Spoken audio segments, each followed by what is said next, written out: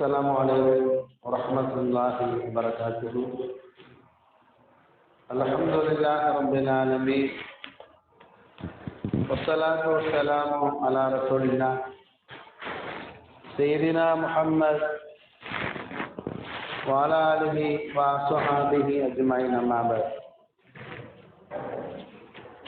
قال الله تعالى في القرآن العظيم: أعوذ بالله من الشيطان الرجيم. بسم الله الرحمن الرحيم. إن الصلاة تنهى عن الفحشاء والمنكر. صدق الله العظيم. وقال النبي صلى الله عليه وسلم: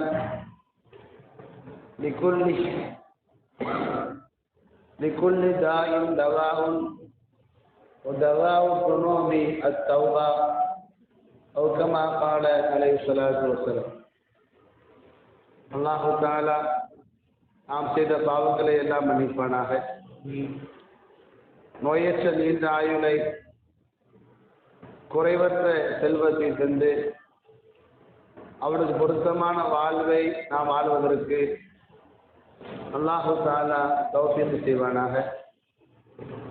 மௌத்துக்கு முன்பாக தௌபா செய்து பாவ மன்னிப்பு தேடி நல்ல மனிதனாக மாறி கலிமா சொல்லி மரணிக்கும் பாக்கியத்தை அல்லாஹு தஆலா நமக்கும் எல்லா மக்களுக்கும் வழங்குவானாக. ஆமீன்.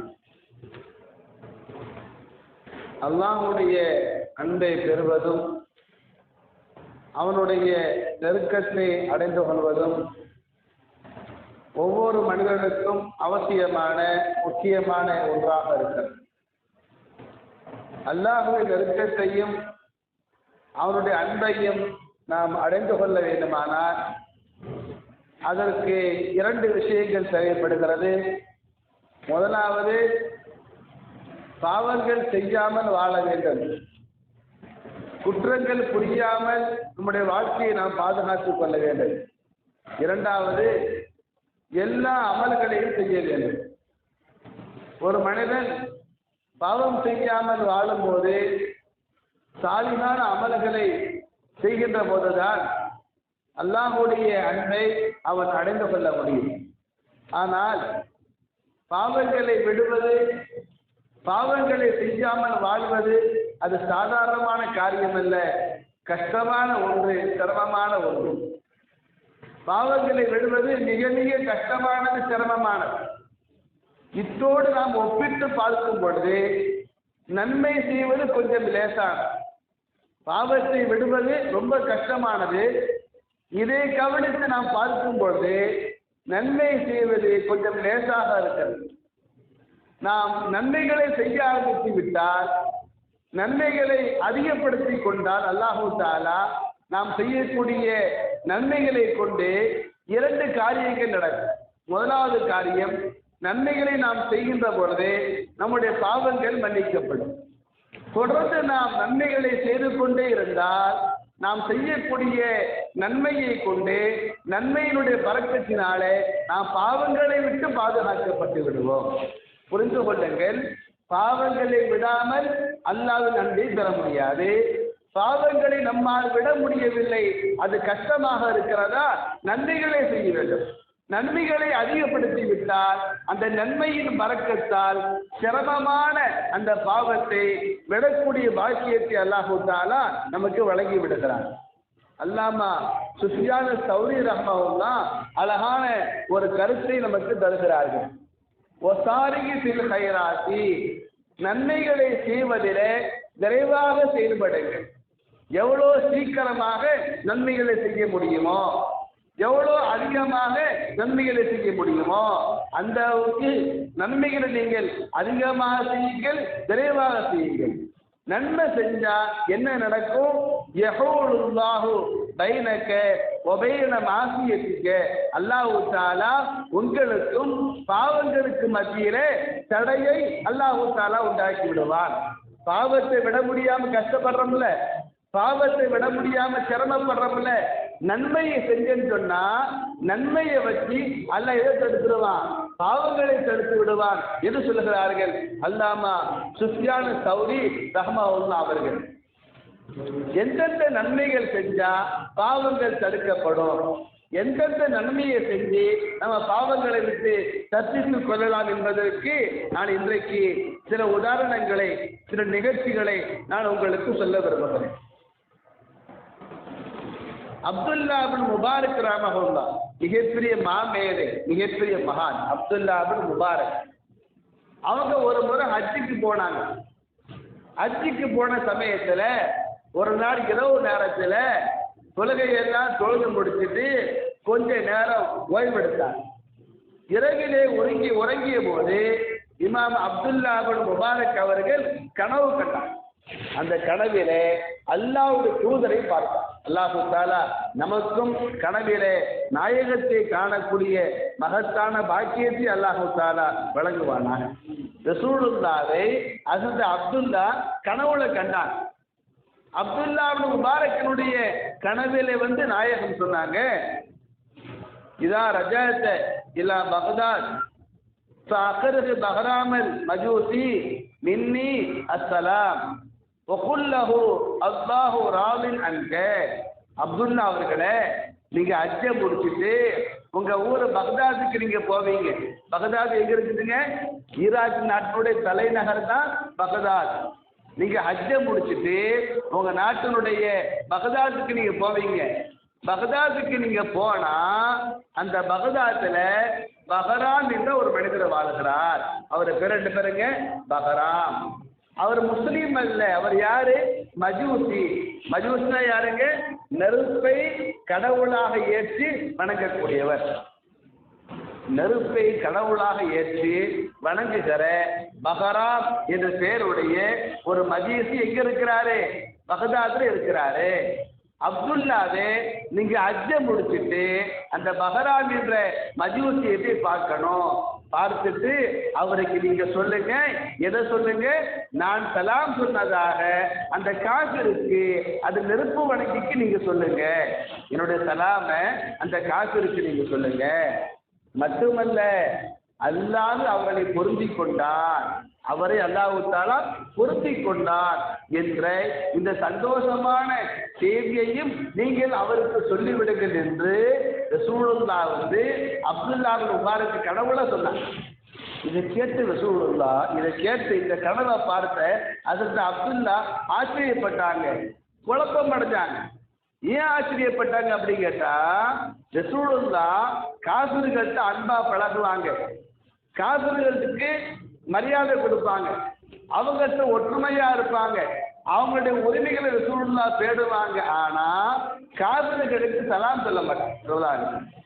ரசூலுல்லாஹ் நம்ம கனவுல நெருப்பை வணங்கக்கூடிய ஒரு ஆளுடைய பேரை குறிப்பிட்டு அவருக்கு போய் என்னுடைய சலாம சொல்லுங்கன்னு சொல்றாங்களே, அல்லாஹ்வும் அவரை பொருத்தி கொண்டதாக ரசூலுல்லாஹ் சொல்றாங்களே, அல்லாஹ் யாரை பொருந்திக் கொள்ள மாட்டானே? காஃபிர்களை பொருந்திக் கொள்ள மாட்டானே. ரசூலுல்லாஹ் யாருக்கு சலாம் சொல்ல மாட்டாங்களே? காஃபிர்களுக்கு சலாம் சொல்ல மாட்டாங்களே. ரசூலுல்லாஹ் சலாம் சொல்றாங்களே என்று யோசிச்சாங்க அப்துல்லா. ஆனா அல்லாஹ்வுடைய தூதர் சொன்னா அதுல ஏதாச்சும் ஒரு விளக்கம் இருக்கும், அதற்கு ஏதாவது ஒரு பின்னணி இருக்கும், அதற்கு ஏதாவது ஒரு காரணம் இருக்கும். ரசூலுல்லாஹ் காரணம் இல்லாம இப்படி சொல்ல மாட்டாங்க என்பதை மட்டும் யாரு புரிந்து கொண்டா? அப்துல்லா ரஹ்மத்துல்லாஹ் புரிந்து கொண்டார். ஹஜ்ஜை முடிச்சுட்டு பகதாதுக்கு போறாங்க. ரசூலுல்லாஹ் சந்திக்க சொன்ன அந்த நெருப்பு வணங்கியான பஹராம் என்ற அந்த மனிதரை யார் சந்திக்கிறார்? அப்துல்லா பின் முபாரக் சந்திச்சாங்க. சந்திச்சு முதல்ல அவர்கிட்ட கேட்டாங்க இந்த விஷயத்தை. போன உடனே நான் ரசூலுல்லாஹ் பார்த்தேன், அல்லாஹ்வுடைய தூதரே, எங்களுடைய தலைவரே ரசூலுல்லாஹ் உனக்கு சலாம் சொல்ல சொன்னாங்க என்ற விஷயத்தையெல்லாம் முதல்ல சொல்லலை. முதல்ல என்ன கேட்டாங்க? ஹல்லக மின் கைரின் இல்லல்லாஹ், நீ இறைவனுக்காக வேண்டி ஏதாவது புண்ணியம் செய்திருக்கிறாயா? இறைவனுக்காக வேண்டி ஏதாவது வாழ்க்கையிலே புண்ணியம் செய்திருக்கிறாயா, நன்மை செய்திருக்கிறாயா என்று அப்துல்லா கேட்டார். அவர் சில விஷயங்களை சொன்னார். நான் அதை செஞ்சேன், இதை செஞ்சேன்னு சொல்லி ஒவ்வொரு விஷயமா சொன்னார். அவர் செஞ்ச எல்லாமே பாவங்கள், அவர் செஞ்ச எல்லாமே இஸ்லாத்தை இஸ்லாத்திலே தடுக்கப்பட்ட ஹராமான காரியங்கள். அப்துல்லா சொன்னாங்க, இல்ல நீ சொன்னதெல்லாம் பாவத்தை தான் சொல்லியிருக்கிற, நல்ல சிந்திச்சு பாரு, நன்றாக யோசித்து பாரு, ஏதாவது ஒரு புண்ணியம் செய்திருக்கிறாய் என்று திரும்ப திரும்ப கேட்டவுடனே அந்த மஜூசி நெருப்பு வணங்கி கடைசியாக அவர் சொன்னாரு, நான் வாழ்க்கையில ஒரே ஒரு புண்ணியம் தான் செஞ்சேன். என்ன புண்ணியம் செஞ்சேன் என்று கேட்ட பொழுது அந்த நெருப்பு வணங்கி சொன்னாரு, ஒரு நாள் ஒரு இஸ்லாமிய பெண்மணி, ஏழப்பட்ட பெண்மணி எங்க வீட்டுக்கு வந்தாங்க. யார் சொல்றா? அவர் காசு நெருப்பை வணங்கக்கூடியவர். அவர் சொன்னார், எங்க வீட்டுக்கு ஒரு இஸ்லாமிய பெண்மணி ஒரு நாள் வந்தாங்க, வந்து நெருப்பு கேட்டாங்க, நான் நெருப்பை கொடுத்தேன், அந்த அம்மா நெருப்பை வாங்கிட்டு போனாங்க. என்ன நினைச்சாங்க தெரியல, வாசல் வரைக்கும் போனாங்க, நெருப்பை வாயால ஊதி அணைச்சிட்டாங்க. ரெண்டாவது வந்தாங்க, நெருப்பு கேட்டாங்க, கொடுத்தோம். மூணாவது வந்தாங்க, நெருப்பு கேட்டாங்க, கொடுத்தோம். 3 முறை அந்த அம்மா நெருப்பு தான் கேட்டாங்க, நாங்கள் நெருப்பு தான் கொடுத்தோம். வாசல்ல போய் வாயால ஊதி அணைச்சிட்டாங்க. 3 முறையும் நெருப்பை கேட்டாங்க, கொடுத்தோம், வாயால அணைச்சாங்க, போயிட்டாங்க. பிறகு 4வது முறையா எனக்கு வீட்டுக்கு வரல. எனக்கு ஒண்ணுமே புரியல, அந்த அம்மா ஏன் வந்தாங்க, நெருப்பை கேட்டாங்க, கொடுத்தோம், அவங்களே வாயால ஊதி அணைக்கிறாங்க, ஏன் வந்தாங்க, அந்த அம்மாவுக்கு என்ன பிரச்சனை என்பதை நான் தெரிந்து கொள்வதற்காக அந்த இஸ்லாமிய பெண்மணிக்கு பின்னாலேயே போனேன். அந்த அம்மாவோட வீட்டுக்கு போனேன். அந்த அம்மா வீட்டுக்குள்ள போயிட்டாங்க. அந்த அம்மா வீட்டுக்குள்ள போன பிறகு நான் வீட்டுக்குள்ள நான் நுழையல, வீட்டுக்கு வெளியே நின்று கொண்டு அந்த வீட்டில் என்ன நடக்குது என்பதை நான் பார்த்தேன். பார்த்த பொழுது அந்த அம்மா வீட்டுக்குள்ள போன உடனே அந்த அம்மாவுடைய பிள்ளைகள்லாம் சொன்னாங்க, ஏம்மா ஒரு வீட்டுக்கு போனியே, ஏதாச்சும் உணவு வாங்கி வருவதாக சொல்லி போனியம்மா, போன இடத்துல உனக்கு சாப்பாடு கிடைக்கலையா என்று பிள்ளைங்கெல்லாம் சொன்னாங்க. அம்மா பசி தாங்கலம்மா, ரொம்ப பசியா இருக்குதுமா, உனக்கு ஒன்றும் கிடைக்கலையான்னு சொல்லி பிள்ளைங்கெல்லாம் கேட்டாங்க.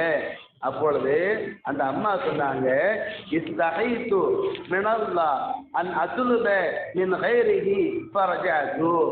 நான் ஒரு வீட்டுக்கு போனேன், போய் வாயை திறந்து உணவு கேட்கல, சில தந்திரங்களை கையாண்ட, நெருப்பு கேட்பதே போல நான் கேட்க போனேன். என்னோட சூழ்நிலையை பார்த்து அங்க உணவு தருவாங்கன்னு சொல்லி எதிர்பார்த்து போனேன். ஆனா என்னோட சூழ்நிலையை அவங்க புரியல, நெருப்பு தான் அவங்க கொடுத்தாங்க, நான் அவங்ககிட்ட என்ன செய்யல, உணவு நான் அவங்ககிட்ட கேட்கல, அவங்ககிட்ட நான் உதவி தேடலை. ஏன் தேடலை? அல்லாஹ்வை விட்டுட்டு அல்லாஹ்வுடைய அடியாட்ட போய் கேட்பது எனக்கு வெட்கமா இருந்துச்சு. அல்லாஹ்ட்ட கேட்காம அல்லாஹ்வுடைய அடியாட்ட போய் உணவு கேட்பது, காசு கேட்பது எனக்கு வெட்கமா இருந்துச்சு. அதனால ஒன்றும் கேட்காம வந்துட்டேன். நான் வாயை திறந்து ஒன்றும் கேட்காதனால அவங்க உணவும் தரல, காசும் தரல, பரவாயில்லை, அல்லாஹ் நமக்கு தருவான், எல்லாரும் பொறுமையா இருக்குன்னு சொல்லி அந்த அம்மா பசியால் வாடிய தன் பிள்ளைகளுக்கு சொல்வதை யார் கவனிக்கிறார்? இந்த மஜூசி கவனிக்கிறார். கவனிச்சுட்டு அவர் சொன்னாரு, உடனே நான் வீட்டுக்கு வந்தேன்.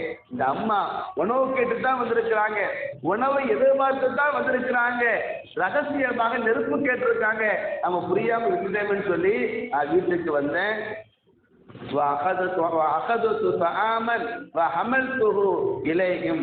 வீட்டில் வந்து உணவுகளை எல்லாம் ஒரு மூட்டையாக கெட்டிக்கொண்டு என் தோளிலே சுமந்து கொண்டு போய் அந்த ஏழைப்பட்ட இஸ்லாமிய பெண்ணுக்கும் அந்த இஸ்லாமிய பெண்ணுடைய பிள்ளைகளுக்கு நான் கொடுத்து, நம்ம கஷ்டப்படாதீங்கம்மா, இது அரிசி இருக்குது, பருப்பு இருக்குது, பல நாட்களுக்கு இது போதும், இது நல்ல விதமாக சாப்பிட்டு உங்க குடும்பத்தை நீங்க காப்பாத்துங்கன்னு சொல்லிட்டு நான் வந்துட்டேன்.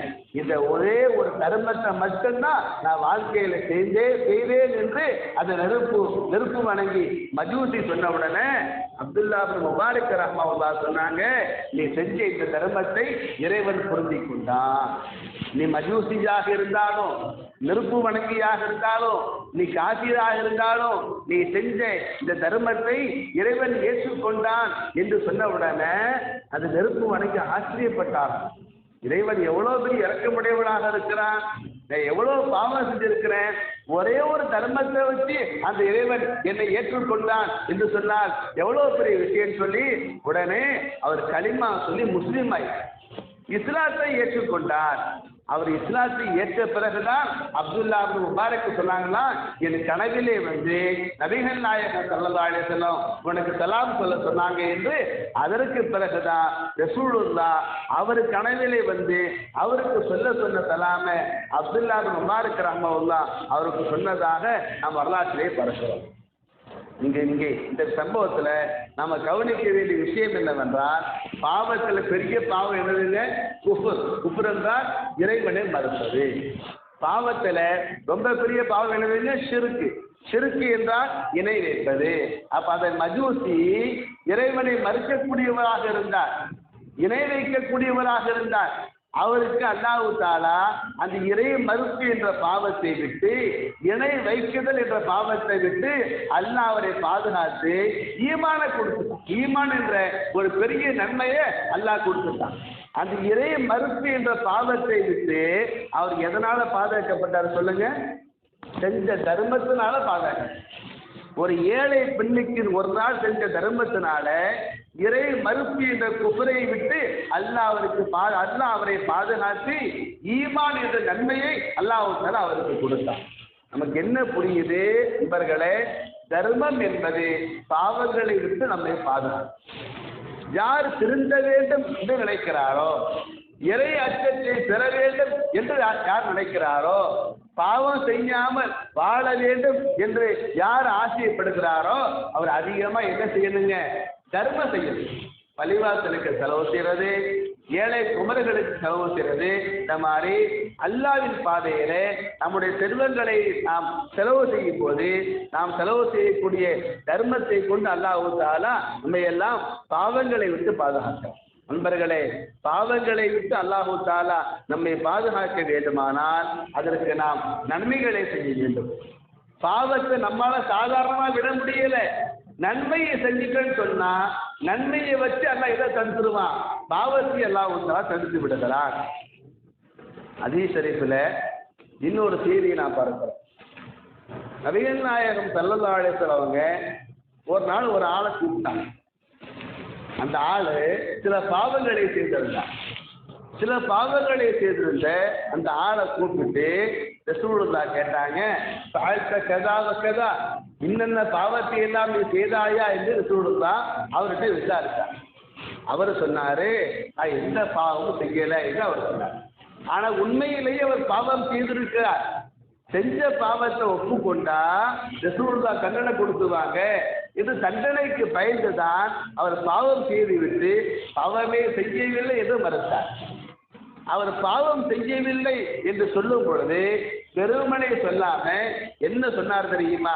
வல்லதி லா இலாஹ இல்லாஹுவ மா ஃபஅல்து, லா இலாஹ இல்லல்லாஹ், அல்லாஹ்வை தவிர வேறு கடவுள் இல்லையே, அந்த அல்லாஹ்வை முன்வைத்து நான் சொல்லுகிறேன், பாவம் செய்யல என்று அவர் சொன்னார். உடனே வானவர் கோமான் ஜிப்ரீல் அலைஹிஸ்ஸலாம் ரசூலுல்லாஹ்ட்ட வந்தாங்க. வந்து சொன்னாங்க, நாயகமே, அவர் பாவம் தான் செய்திருக்கிறார். பாவம் செய்து விட்டு தண்டனைக்கு பயந்து பாவம் செய்யவில்லை என்று சொல்லுகிறார். உலகின் அது அசர் அல்லவோ, நாயகமே, அவர் செஞ்ச பாவத்தை அல்லாஹ் மன்னிச்சுட்டான். அவர் செஞ்ச பாவத்தை அல்லாஹ் மன்னிச்சுட்டான். ஏன் மன்னிச்சான் தெரியுமா? ரசூலுல்லாஹ் அவர்கிட்ட பாவம் செஞ்சியான்னு கேட்டாங்கல்ல, அவர் பாவம் செய்யலன்னு சொன்னார்ல, சொல்லும் பொழுது ஒரு திக்ரு செஞ்சார். என்ன திக்ரு செஞ்சாரு? லா இலாஹ இல்லல்லாஹ், அல்லாஹ்வை தவிர வேறு கடவுள் இல்லையே, அந்த அல்லாஹ்வை முன்வைத்து நான் சொல்லுகிறேன், நான் பாவம் செய்யல. ஜிப்ரீல் அலைஹிஸ்ஸலாம் சொன்னாங்க, நாயகமே, அது கஃபர லஹு, இவர் செஞ்ச பாவத்தை அல்லாஹ் மன்னிச்சுட்டான். ஏன் மன்னிச்சுட்டான்? பிகௌலி லா இலாஹ இல்லல்லாஹ், அல்லாஹ்வை முன்னிறுத்தி லா இலாஹ இல்லல்லாஹ், அல்லாஹ்வை தவிர வேறு நாயன் இல்லை, அந்த அல்லாஹ்வை முன்னிறுத்தி நான் சொல்லுகிறேன் என்று சொன்னாரே, லா இலாஹ இல்லல்லாஹ் என்று சொன்னதால் அல்லாஹ் அவரை மன்னிச்சான் என்று சொன்னாங்களாம் மாணவர் கோமான் ஜிப்ரீல் அலைஹிஸ்ஸலாம் அவர்கள். பாருங்க, அல்லாஹ் தஆலா அவர் பாவம் செஞ்சிருக்கிறார். அவர் செஞ்ச பாவத்தை மன்னிச்சிருக்கிறான். ஏன் மன்னிச்சான்? லா இலாஹ இல்லல்லாஹ் என்று சொன்னாரே, அதற்காக மன்னித்தான் என்று சொன்னார்கள் நபிகள் நாயகம் ஸல்லல்லாஹு அலைஹி வஸல்லம். நாம புரிந்து கொள்ளணும், அல்லாஹ் தஆலா பாவங்களை விட்டு நம்மை தடுக்க வேண்டுமா? லா இலாஹ இல்லல்லாஹ் கலிமாவை அதிகமா ஓடும். ஷைத்தானே சொல்லுகிறான்,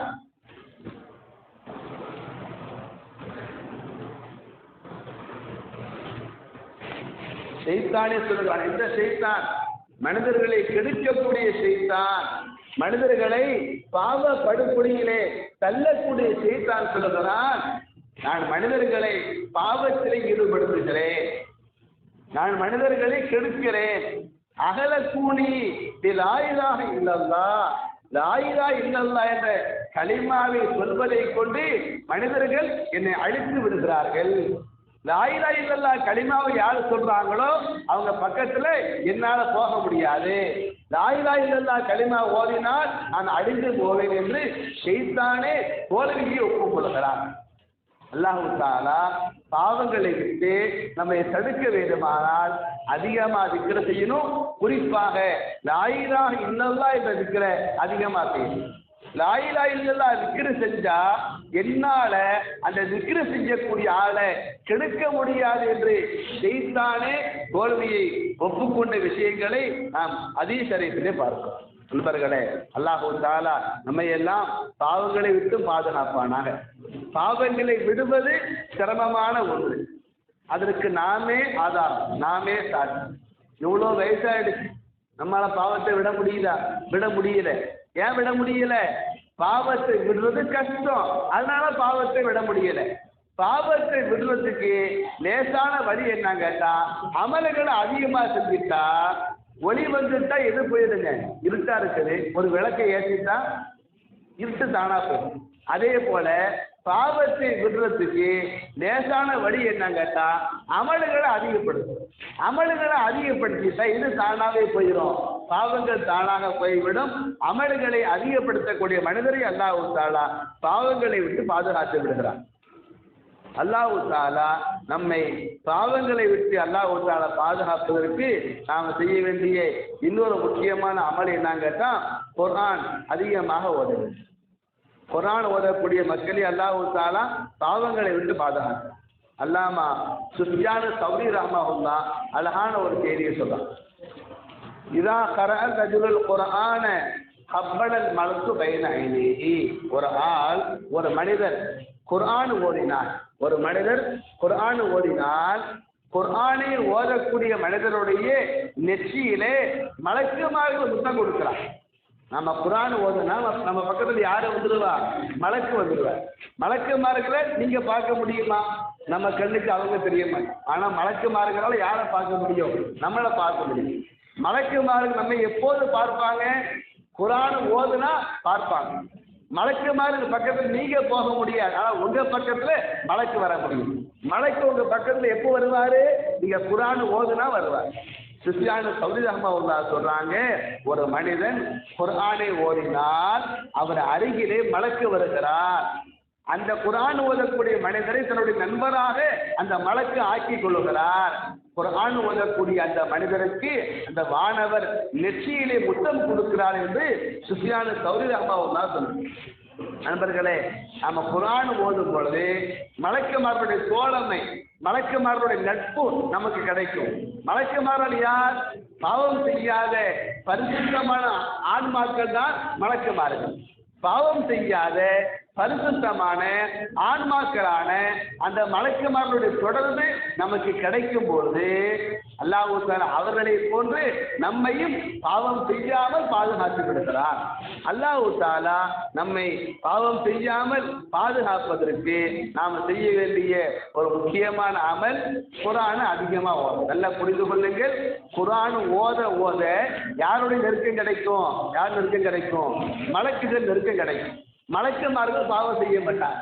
பாவம் செஞ்சாலும் மலக்குமார்கள் நம்ம பக்கத்துல வந்துட்டாங்கன்னு சொன்னா ஷைத்தான் நம்மை விட்டு தூரமாகி விடுகிறான். நாம் பாவங்களை விட்டு பாதுகாக்கப்படுகிறோம். நண்பர்களே, பாவம் நாம் செய்யாமல் வாழ்வதற்கு, பாவங்களை விட்டு நாம் பாதுகாக்கப்படுவதற்கு இன்னொரு முக்கியமான அமல் அஸ்தக்ஃபிருல்லாஹ் அதிகமா ஓதும். இஸ்திக்ஃபார் நிறைய செய்யும். ரசூலுல்லாஹ் சொன்னாங்க, லிகுல்லி தாயின் தவாவும், ஒவ்வொரு நோய்க்கும் ஒரு மருந்து உண்டு, ஒவ்வொரு நோய்க்கும் ஒரு மருந்து உண்டு. நோயிலேயே ரொம்ப பெரிய நோய் என்ன நோய்க்கு? பாவம் தான் பெரிய நோய். பாவம் என்ற நோய்க்கு மருந்து என்ன தெரியுமா? தௌபா செய்வதுதான் பாவம் என்ற நோய்க்கு மருந்து என்று சொன்னாங்க நபிகள் நாயகம் ஸல்லல்லாஹு அலைஹி வஸல்லம். நண்பர்களே, எனவே வாழ்க்கையில அதிகமாக யார் அஸ்தக்ஃபிருல்லாஹ் ஓதுறாங்க, அதிகமாக யார் பாவ மன்னிப்பு தேடுறாங்களோ அல்லாஹ் அவர்களை பாவம் செய்யாமல் பாதுகாத்து விடுகிறார். ஒரு நாள் ஒரு சாதி ரசூலுல்லாஹ்ட்ட வந்து சொன்னாங்க, யார் ரசூலுல்லாஹ், இன்னி அல்நபத்து தன்பன், நாயகமே நான் அதிகமாக பாவம் செய்யறேன், அடிக்கடி பாவம் செய்யற நாயகமே, நிறைய பாவம் செஞ்சுட்டே இருக்கிறேன், நான் என்ன செய்யறது என்பதாக அந்த சஹாபி ரசூலுல்லாஹ்ட்ட கேட்டாங்க. இது யாருடைய கதை? நம்ம கதையை தான் அவர் சொல்றோம். நம்ம அப்படித்தானே பண்றோம், அடிக்கடி பாவம் தான் செய்யறோம், எப்பொழுதாவது ஒரு முறை நம்ம செய்யறோம். அதே அந்த கதையை தான் அவர் சொல்றாரு, யார சூழலாம், நான் அதிகமா பாவம் தான் செய்யறேன், நான் திருந்தறதுக்கு என்ன செய்யறது என்பதாக அந்த சாதி கேட்டபோது ரசூலுல்லாஹ் சொன்னாங்க, இஸ்திக்பார் செய்யுங்க, அஸ்தக்ஃபிருல்லாஹ் ஓதுங்க, அஸ்தக்ஃபிருல்லாஹ வ அத்தூபு இலைஹி என்று ஓதுங்க என்பதாக ஸல்லல்லாஹு அலைஹி வஸல்லம் சொன்னாங்க. உடனே அந்த சாதி சொன்னா, யார சூழலாம், நான் இதற்கான செஞ்சுட்டு இருக்கிறேன், பாவம் செய்யற அஸ்தக்ஃபிருல்லாஹ் ஓது, நம்மள மாதிரி பாவம் செய்யற அஸ்தக்ஃபிருல்லாஹ் ஓது, திரும்ப திரும்ப பாவம் செய்துவிட்டு அஸ்தக்ஃபிருல்லாஹ் நான் ஓதிக்கொண்டே தான் இருக்கிறேன் நாயகமே என்பதாக அந்த சாதி சொன்ன உடனே பெருமானார் சொன்னாங்க, தப்பே கிடையாது, நம்ம அது நபத்தை நீங்கள் எப்பொழுதெல்லாம் பாவம் செய்வீர்களோ அப்பொழுதெல்லாம் அஸ்தக்ஃபிருல்லாஹ் ஓதி அல்லாஹ்விடத்திலே பாவ மன்னிப்பு தேடி விடுங்கள். உடனே அந்த சாதி கேட்டாங்க, யார சூழலாம், இப்படி செய்வது அல்லாஹ்வை கேலி செய்வதை போல் ஆகாதா? ஏதாவது பாவத்தை செய்யறது உடனே அஸ்தக்ஃபிருல்லாஹ் ஓதுறது, ஏதாவது பாவத்தை செய்யறது உடனே அஸ்தக்ஃபிருல்லாஹ் ஓதுறது, நினைச்சா ஒரு பொய்யை சொல்றது ஒரு அஸ்தக்ஃபிருல்லாஹ் ஓதுறது, ஒரு தப்பை செய்யறது ஒரு அஸ்தக்ஃபிருல்லாஹ் ஓதுறது, இது அல்லாஹ்வை கேலி செய்வதாக ஆகாதா என்று அந்த சாதி கேட்ட உடனே ரசூலுல்லாஹ் சொன்னாங்க, நிச்சயமா ஆகாது, ஆனா ஒரு கண்டிஷன், நாம் இன்னைக்கு ஓதக்கூடிய அஸ்தக்ஃபிருல்லாஹ் அல்லாஹ்வை கேலி செய்யக்கூடிய அஸ்தக்ஃபிருல்லாஹ் இப்படி ஓதக்கூடாது.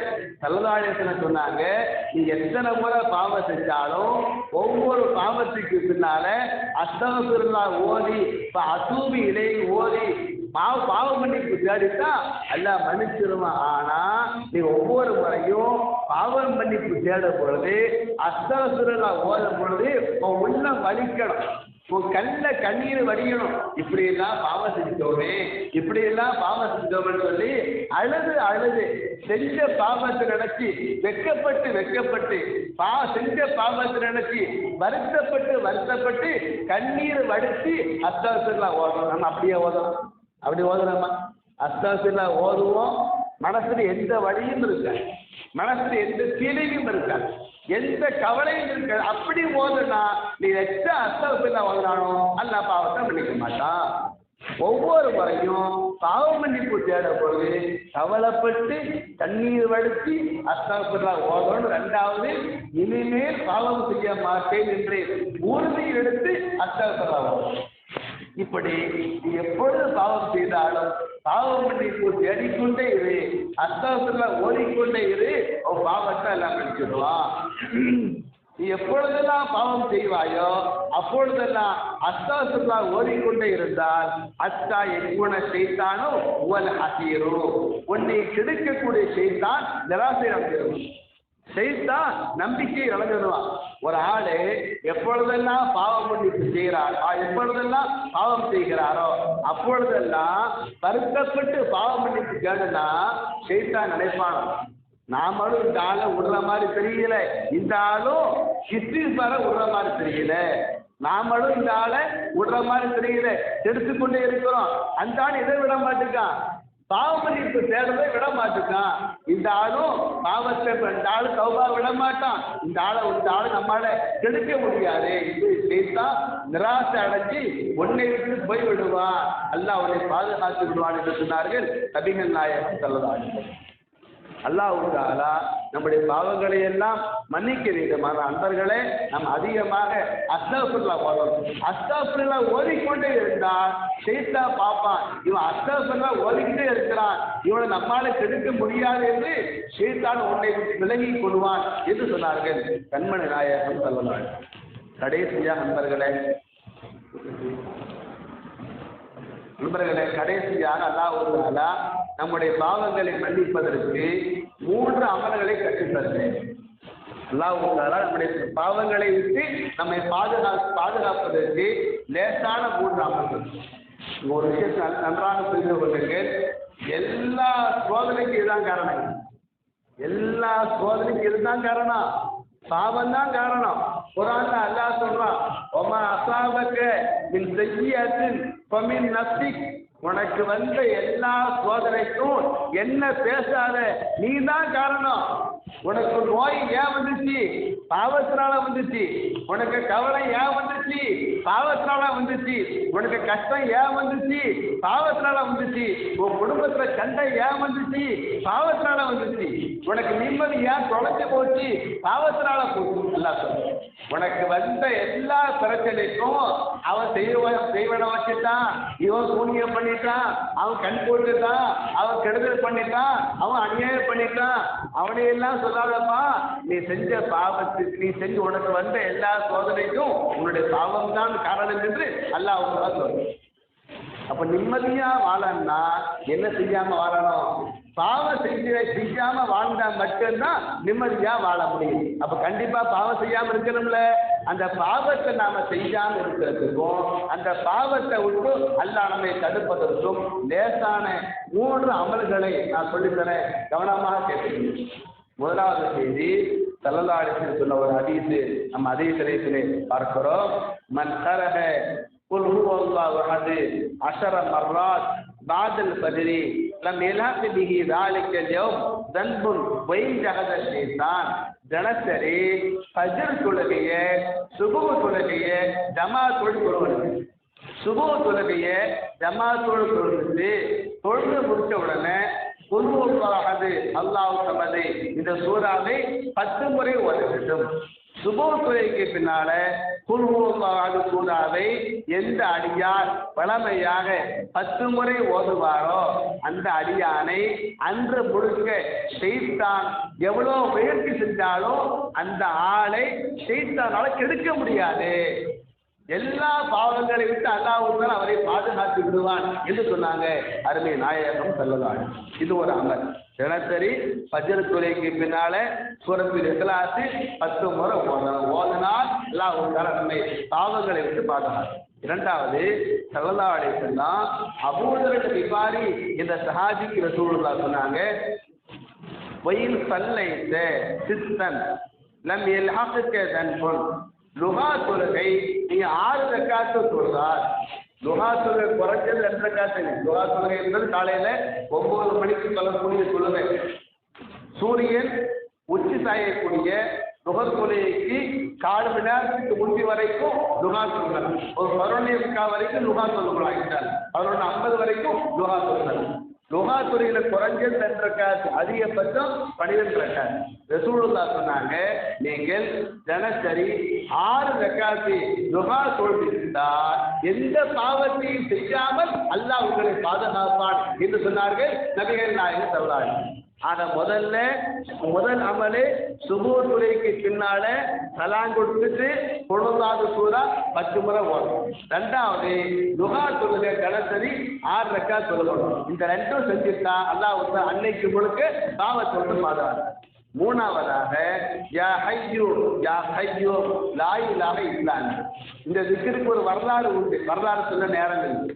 யா ஹய்யூ யா கய்யூம் லா இலாஹ இல்லா அன்த. சொல்லுங்க, யா ஹய்யூ யா கய்யூம் லா இலாஹ இல்லா அன்த. இந்த திக்ரு யார் சொல்லி கொடுத்த திக்ரு? ரசூலுல்லாஹ் சொல்லி கொடுத்த திக்ரு. யாருக்கு? கத்தானி என்ற ஒரு மகான் வந்தான். கத்தானி என்ற பெயருடைய ஒரு மகான். அந்த மகானுடைய கனவுல ரசூலுல்லாஹ் இந்த திக்ரை சொல்லி கொடுத்தாங்க. தினசரி இந்த திக்ரை 40 முறை ஓதுங்க. யா ஹய்யூ யா கய்யூம் லா இலாஹ இல்லா அன்த. இந்த திக்ரை தினசரி 40 முறை யார் ஓதுவாரோ ஃபஇன்னல்லாஹ யுஹ்யி கல்பக, உன் உள்ளத்தை அல்லாஹ் வெளிச்சமாக்கிடுவான். இந்த திக்ரு ஓத பாவம் பாவம் வெறுப்பாயும் நன்மை நமக்கு பிரியமாகும். அல்லாஹ் தஆலா நம்ம எல்லாம் நன்மை செய்யக்கூடிய மக்களாக ஆக்குவானாக. நண்பர்களே, பாவத்தை விடுவது கஷ்டம், அதை கவனிச்சு பார்த்தா நன்மை செய்வது லேசு. பாவத்தை விடணுமா இதை கூட்டணும், நன்மையை கூட்டணும்னு சொன்னா, நன்மையை அதிகமா செஞ்சுன்னு சொன்னா, நன்மையை நாம கூட்ட நன்மையை அதிகப்படுத்த நாம கூட்டக்கூடிய நன்மை இதை விட்டு நம்மளை பாதுகாத்துடும், பாவங்களை விட்டு நம்மளை பாதுகாக்கும். அல்லாஹ் தஆலா நாம் அதிகமாக அமல்களை செய்வதற்கு, பாவங்களை தவிர்த்து வாழ்வதற்கு தௌஃபீக் செய்வானாக. ஆமீன் யா ரப்பல் ஆலமீன். وآخر دعوانا أن الحمد لله رب العالمين. السلام عليكم ورحمة الله وبركاته.